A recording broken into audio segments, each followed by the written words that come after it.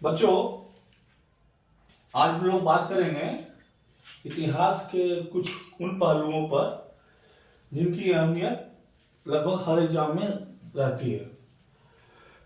जब यूपीएससी हो, यूपीएससी हो, नवोदय हो या कई तरह के एग्जाम्स होते हैं, और प्लस स्कूली बच्चे जो पढ़ते हैं 6, 7, 8, 9, 10, वहां भी इसका एक अपना मुख्य स्थान है। उस विषय पर बात करेंगे। आज हम लोग बात करेंगे जैन धर्म के ऊपर। भारत तो एक साम्राज्य देश है, सभी धर्मों के लिए वासस्थान यहाँ पे है। उनमें से एक है जैन धर्म, जो कि बहुत ही डिसिप्लिन रिलीजन माना जाता है। इसे मानने वाले बहुत ही डिसिप्लिन होते हैं। पर इसकी शुरुआत कैसे हुई उस पर हम लोग बात करेंगे आज। लगभग हजारों साल पहले 600 BC के आसपास जैन धर्म का जो उत्थान है और जो इसकी जो विचारधारा का अग्रसर है, वो कहीं ना कहीं हिंदू विचारधारा से होते हुए ही आती है। हिंदू विचारधारा से होते हुए आती है इन द सेंस, जैन धर्म हमारे उस समय के ब्राह्मणों के जो भी आचार विचार और उनकी जो नैतिकता थी, उनको जो लोग नहीं मानते थे या जो नहीं मानना चाह रहे थे अलग अलग कारणों से, चाहे उनका आधिपत्य हो ब्राह्मण का धर्म के ऊपर, या उनकी आधिपत्य के साथ उनकी जो डोमिनेट करने की जो प्रथा थी और वर्गों के ऊपर, इसी के खिलाफ अग्रसर होकर आगे बढ़कर जैन धर्म का उत्थान वहां से शुरू होता है, लगभग 600 BC में। तो बच्चे पॉइंट शायद ध्यान से सुनेंगे, लिखेंगे। यहाँ बात आप लोग नहीं करेंगे। अगर आज आप लोग यहाँ बात करते हैं, कल जिंदगी आपसे बात नहीं करेगी। अगर आज इन बातों को आप नहीं सुनते हैं, कल जिंदगी इम्तिहान आपकी नहीं सुनेगी। तो कृपया ध्यान से सुने, जरूरत पड़े तो पॉइंट को नोट करें। कुछ और भी जानने की जरूरत होगी तो कमेंट में बता देंगे, कमेंट बॉक्स में हम उसको बता दिया करेंगे आपको। तो 600 BC में इस चीज का शुरुआत होती है और जैन धर्म का स्थापना करते हैं ऋषभदेव, और इसका स्थापना होती है और इनका जन्म होता है अयोध्या में। और इनका जो इम्बेन था, जो चिन्ह है, वो बुल है। क्या है वो? बुल यानी जो बुल समझते हैं सांप, वही ऋषभदेव का एम्बलम रहा है, जिसका जन्म अयोध्या में होता है, जिन्होंने जैन धर्म की स्थापना की है। जैन धर्म में कुल 24 तीर्थंकर हैं। कितने हैं? 24 तीर्थंकर हैं जैन धर्म में। 24 तीर्थंकर हैं। 23वां पार्श्वनाथ को बोलते हैं। पार्श्वनाथ जो थे जैन धर्म के 23वें तीर्थंकर थे। और 24वां तीर्थंकर हमारे वर्धमान भगवान महावीर थे। यहां तक समझ आई बच्चों आपको? शॉर्ट में चल रहे हैं, धीरे धीरे चल रहे हैं, पॉइंट टू पॉइंट चलेंगे और आराम से समझे इसे। तो अब आते हैं हम लोग किसके ऊपर आते हैं? 24वें तीर्थंकर वर्धमान महावीर भगवान जो हैं, जिनको श्रेय जाता है इस धर्म को बहुत हद तक आगे ले जाने की, इसकी प्रचार की, इसकी प्रसार की, इसकी फैलाव की। और उनकी जो थॉट्स थी, उनका जो अपना डिसिप्लिन था, उनकी जो भावनाएं थी जुड़ी हुई लोगों के साथ, चाहे अनुयायियों के साथ, चाहे समाज के प्रति, उनका जो लगाव था, उनका जो स्नेह था, उनकी जो अपनी एक प्रथा थी, एक गाथा थी, जिसके प्रति लोगों का आकर्षण हुआ और लोगों को अच्छा लगा, तो लोग उनको फॉलो करते चले गए, अनुप्रेरित होकर। तो बात करते हैं भगवान महावीर की बात करें। उनका जन्म हुआ था 540 BC में। उनका जन्म कब हुआ था भगवान महावीर का? 540 BC में, वैशाली के कुंडग्राम में। जन्म कहां हुआ था? वैशाली के कुंडग्राम में। 540 BC में उनका जन्म होता है भगवान महावीर का। किनके घर होता है? सिद्धार्थ और त्रिशला। उनके माता पिता का नाम हुआ सिद्धार्थ और त्रिशला। सिद्धार्थ कौन थे? यांत्रिक क्षत्रिय क्लान के, अपना जो क्लान था, जो उनका वंशज था, उनके वो प्रतिनिधि करते थे। उनका पुत्र था भगवान महावीर। और तीसरा थी लिच्छवी की जो रानी थी, ऋषि की जो मुख्य थी चटका, उनकी बहन थी त्रिशला। भगवान महावीर के पिता का नाम क्या हुआ? सिद्धार्थ और त्रिशला। सिद्धार्थ कौन हुए? जानते क्षत्रिय की समाज से उनके प्रतिनिधि करते थे, क्लान के थे। और त्रिशला थी लिच्छवी चीफ चटका की बहन त्रिशला थी। ये हो गया माता पिता के बारे में। अब जब महावीर धीरे बड़े हुए, उनकी शादी की बात आई तो शादी भी करना जरूरी था। शादी हुआ उनका किससे? यशोदा से। शादी किससे हुआ उनका? यशोदा से। यशोदा से। और इनका एक बच्ची हुई प्रियदर्शनी। बच्ची का नाम क्या हुआ इनका? प्रियदर्शनी। और प्रियदर्शनी के पति का नाम हुआ जमाली। उनकी बेटी का नाम क्या हुआ? प्रियदर्शनी। और उनकी जो जमाई थे भगवान महावीर के, उनका नाम था जमाली। जमाली जो आगे चल के भगवान महावीर के पहले शिष्य बने। जमाली कौन था? अगर पूछा जाए सवाल में, पहला शिष्य महावीर के थे। क्वेश्चन आता पहला शिष्य कौन था? जमाली था। जमाली कौन था? उनका जमाई था, प्रियदर्शनी के पति थे। और उनका पहला डिसिपल जो था जमाली था। यहां तक समझ में आई आपको बात? समझ आए बच्चों? तो अब यहां तक तो होगी, उनकी शादी भी हो गई, बच्चे भी हो गए, बच्चे की शादी भी हो गई। क्योंकि उस समय शादी पहले हो जाया करती थी, कम उम्र में हो जाया करती थी। ये सारी चीजें तो हो गई। लेकिन अब आती है बात भगवान महावीर के, जो जिस कारणों से उनको हम जानते हैं, जिसका हम भगवान मानते हैं, उस चीज का उत्थान अब शुरू होगा। शादी हो गई, बच्चे हो गए, बच्चे की शादी हो गई, सब कुछ हो गया। 30 की उम्र में, कितने साल की उम्र में? 30 साल की उम्र में भगवान महावीर ने अपना सर्वस्व त्याग दिया। क्यों? उन्हें कैबल्य पाना था। कई जीन बने, उन्होंने क्या कहते हैं, उन्हें एटेनमेंट चाहिए था। उनको अपना जो अंदर की आवाज सुनी, अंदर की आवाज सुन के उनको जो ध्यान लगाना था, जो कुछ करना था, एक एकांतवास जो भी था, उनका जो अंदर से भावना है, 30 की उम्र में सब कुछ उन्होंने त्याग दिया।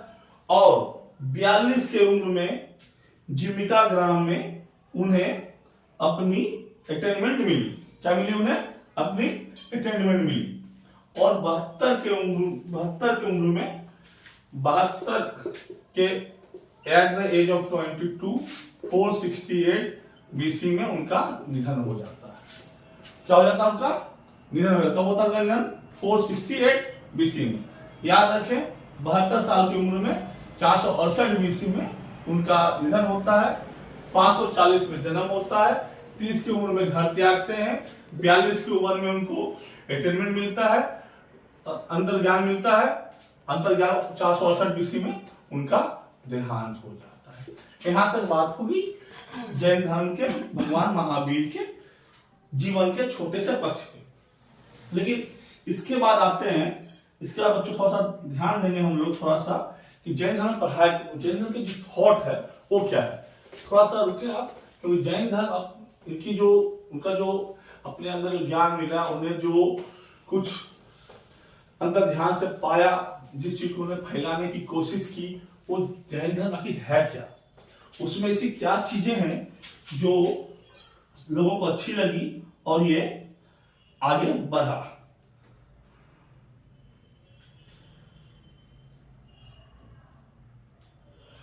तो बात करेंगे, पहला था अहिंसा। अहिंसा, अहिंसा जिसे आप नॉन वायलेंस भी कह सकते हैं।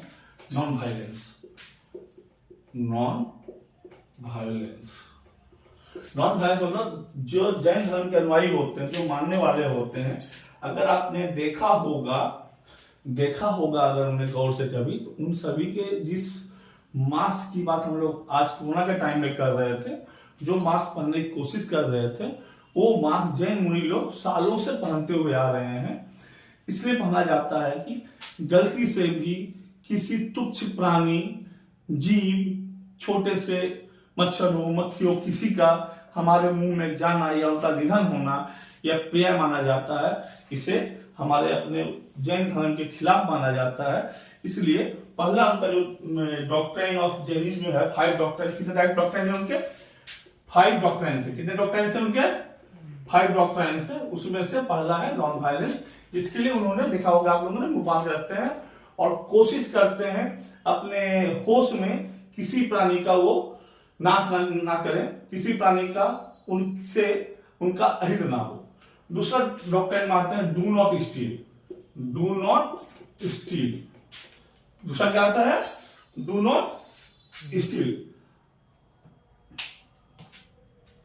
माने जैन धर्म के लोग स्टीलिंग, किसी तरह की चोरी, मानसिक, शारीरिक, आर्थिक चीजों में यकीन नहीं रखते हैं। जैन धर्म 5 डॉक्ट्रिन, पहला डॉक्ट्रिन था नॉन वायलेंस, दूसरा है डू नॉट स्टील। मान लीजिए आप पढ़ाई कर रहे हैं, कुछ सवाल नहीं आ रहा, बगल से वाले देख के लिख लें, उनको वो नहीं मानते, गलत मानते हैं। मान लीजिए आपको कोई मूवी देखनी हो, हॉल में जाने के बाद आपने डाउनलोड कर लिया, this is also called a stealing, उनको ये नहीं मानते हैं। मान लीजिए कहीं आप जा रहे हैं, कुछ गिरा कहीं मिल जाए, किसी का है, आपने रख लिया, इसको स्टीलिंग मानते हैं, इस चीज को पक्ष में नहीं रहते हैं। तो डू नॉट स्टील। दूसरा है असत्य, do not speak lie, do not speak lie. झूठ चीज पे भी उनका कथन है कि हमें झूठ नहीं बोलना चाहिए, हमें झूठ नहीं बोलना चाहिए। असत्य किसी तरह का हो, चाहे मानसिक रूप से हो, मौखिक रूप से हो, लिखित रूप से हो, डॉक्ट्राइन में भी बोला गया कि हमें झूठ नहीं बोलना चाहिए। ये झूठ से हमारे जो अंतर आत्मा होती है, हमारे अंदर की जो ध्वनि होती है, हमारे अंदर की जो भावनाएं होती है, हमारे अंदर विचारधाराएं दूषित होते हैं। झूठ बोलने से ऐच्छिक या अनैच्छिक किसी रूप से झूठ बोलते हैं, उससे आपके अंदर की ध्वनि, आपके अंदर का ज्ञान, आपके अंदर की भावना, आपकी जो ज्ञान है, आपका जो अंदर की आवेग है, वो सारे दूषित होते हैं। इसलिए हमें झूठ नहीं बोलना चाहिए। उसके बाद आते हैं उनका एक और चीज था कि do not acquire property, do not acquire property, do not acquire property, property, do not acquire property. अपगृह मतलब उनका यह मानना था, और बहुत हद तक सही भी है, बहुत हद तक सही भी है।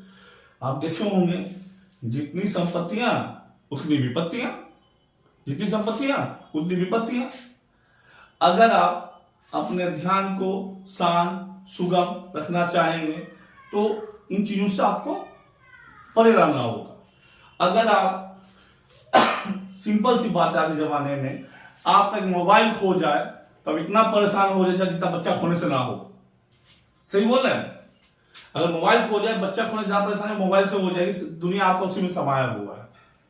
अगर इतनी छोटी सी मोबाइल से आपकी इतनी सारी चीजें आपके अंदर उथल पुथल हो सकती है, तो संपत्तियां हैं, जो विपत्तियां का पहला स्वरूप है, उनके ज्यादा होने से आपके अंदर उथल पुथल ज्यादा होगी। अगर ज्यादा होगी तो अपने ज्ञान पर, अपने मन पर, अपने विचार पर संयम रखने में सक्षम नहीं हो पाएंगे। ये चौथा डॉक्ट्रिन उनका है क्या? Do not acquire property. और पांचवा जो डॉक्ट्रिन है उनका है कि ब्रह्मचर्य को पालन करना है, ब्रह्मचर्य को पालन करना है।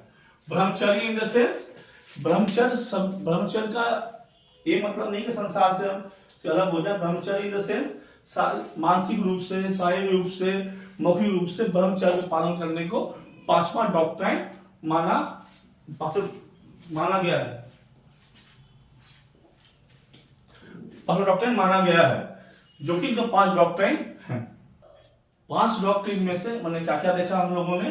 पहले कि डू नॉट कमिट वायलेंस माने अहिंसा, do not steel, do not speak lie, do not acquire property and observe the ब्रह्मचर्य। ये थे उनके 5 डॉक्ट्रिन्स ऑफ जैनिज्म। अब बात करेंगे त्रिरत्न ऑफ जैनिज्म, जिसे ने प्रादुर्भाव किया था। सम्यक दर्शन, सम्यक ज्ञान, सम्यक चरित्र। क्या बोलते हैं? सम्यक दर्शन, सम्यक ज्ञान, सम्यक दर्शन, सम्यक ज्ञान, सम्यक चरित्र। सम्यक चरित्र बोलते, क्या बोलते हैं तो बच्चों बोलो?